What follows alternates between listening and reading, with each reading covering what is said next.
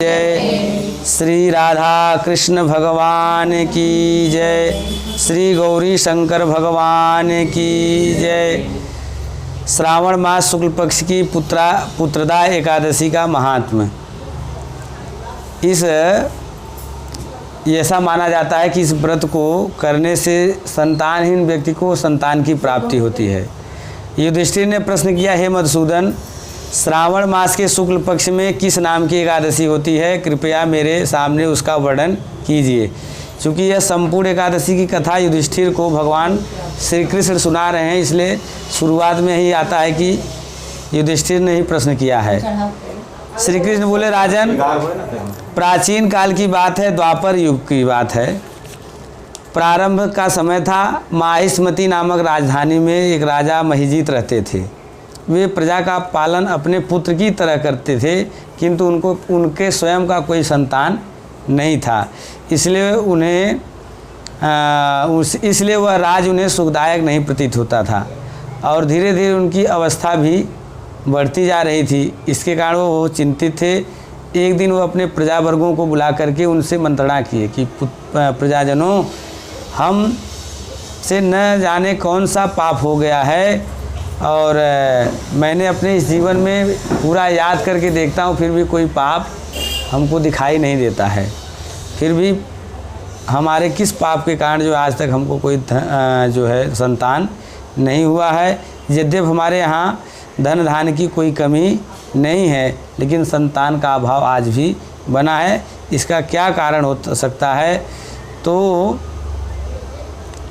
राजा ने इस प्रकार अपने प्रजाओं के मध्य में कहा और तो प्रजाजन जो है यह बात सुन करके अपने राजा के कल्याण के लिए वो जंगल की यात्रा किए कि चलते हैं बात जो है किसी ऋषि या महात्मा मिलेंगे तो उनसे पूछेंगे।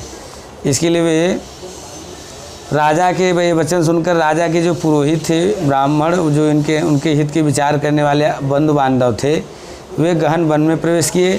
राजा का कल्याण चाहने वाले सभी लोग इधर उधर घूमकर ऋषि सेवित आश्रमों की तलाश करने लगे। मतलब इतने में उन्हें एक मुनि श्रेष्ठ लोमस जी का दर्शन हुआ। लोमस जी धर्म के तत्व के संपूर्ण शास्त्रों के विशिष्ट विद्वान थे और दीर्घ आयु वाले महात्मा थे। लोमस ऋषि का आपको मैंने ब्रह्मा जी की आयु बताई न, लोमस ऋषि का भी आयु बहुत लंबी है, संभवतः ब्रह्मा जी से भी अधिक है। एक कल्प जब बीत जाता है तो लोमस जी अपना एक रोम जो है अपना तोड़ करके गंगा जी में प्रवाहित कर देते हैं कि मतलब गणना करते हैं कि ब्रह्मा जी का यह एक कल्प हुआ। तो दीर्घ आयु और बहुत हैं वो, उनका शरीर लोम से भरा हुआ है। वे ब्रह्मा जी के समान तेजस्वी हैं। एक कल्प बीतने पर उनके शरीर का एक एक लोम विशीर्ण होता है, टूटकर गिरता है, इसलिए उनका नाम लोमस ऋषि कहा गया है। वे महामुनि तीनों कालों की बातों को जानते हैं। उन्हें देखकर, अर्थात लोमस ऋषि को देख करके जो जंगल में उन खोजने के लिए जो प्रजा गए थे राजा के, वो बड़ा प्रसन्न हुए कि चलो कोई महात्मा मिले। उनके निकट जा कर के वे लोग बड़े हर्ष के साथ खड़े हो गए, उनको प्रणाम किए। तो लोमस जी ने उनसे पूछा कि हे आगंतुकों, हे प्रजाजनों, आप हमारे पास किस लिए आए हैं? अपने आगमन का कारण बताइए। आपके हित का जो भी कार्य होगा हम उसे अवश्य करेंगे, ऐसा ऋषि लोमस ने कहा।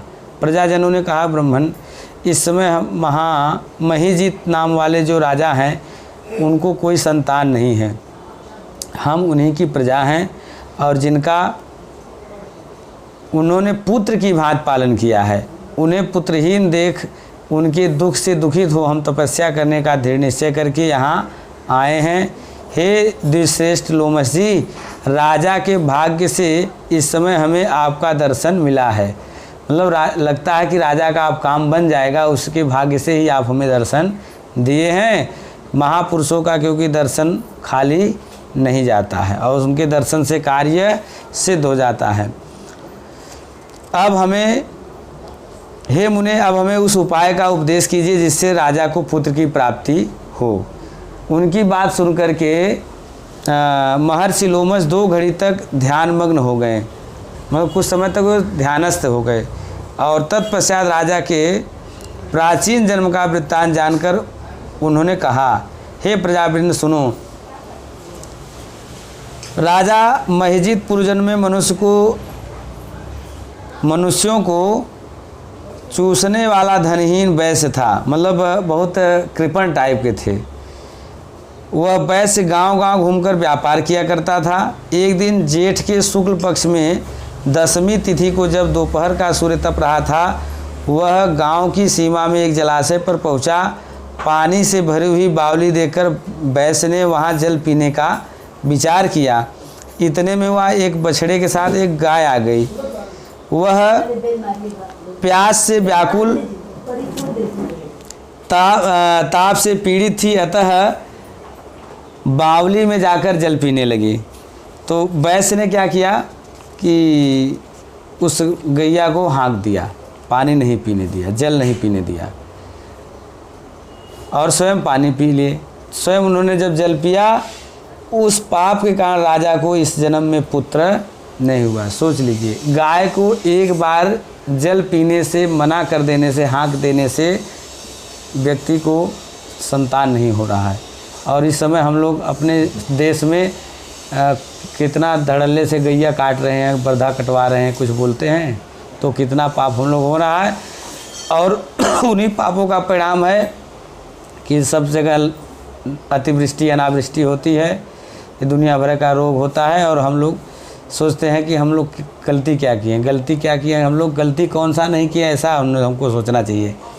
तो किसी जन्म के पुण्य से उन्हें अकंटक राज की प्राप्ति है। अब राजा वो कैसे बने, उनका किसी अन्य जन्म का पुण्य था कि उसके कारण वो राजा बन गए, लेकिन वो गैया का जो अपराध करने के कारण उनको पुत्र नहीं हुआ। हे प्रजाओं ने कहा, उन्हें पुराणों में सुना जाता है कि हर पाप का प्रायश्चित रूप पाप नष्ट हो जाता है, मतलब प्रायश्चित करने से पाप नष्ट हो जाता है। अतः आप उस राजा के उस पाप के नाश का कोई उपाय बताएं। तब लोमश जी बोले, प्रजाओं, श्रावण मास के शुक्ल पक्ष में जो एकादशी आती है वह पुत्रदा नाम से विख्यात है। यद्यपि राजन अपनी मनवांछित फल प्रदान करने चाहते हैं, मतलब अपनी इच्छा के अनुसार संतान प्राप्त करना चाहते हैं, तो उनसे आप जाकर के कह दो कि वे श्रावण मास के शुक्ल पक्ष की पुत्रदा एकादशी का व्रत और अनुष्ठान करें। नगर में आकर के प्रजाजन लोगों ने अपने राजा को बता दिया और पुत्रदा एकादशी का व्रत अनुष्ठान उनके जैसा उन्होंने बताया था, राजा ने विधि पूर्वक किया, जागरण किया। देखिए, एकादशी में व्रत रहने के साथ साथ रात भर जागरण करना चाहिए, ऐसा नियम है। और उस जागरण के फल से उनका जो है पाप वह दूर हो गया और राजा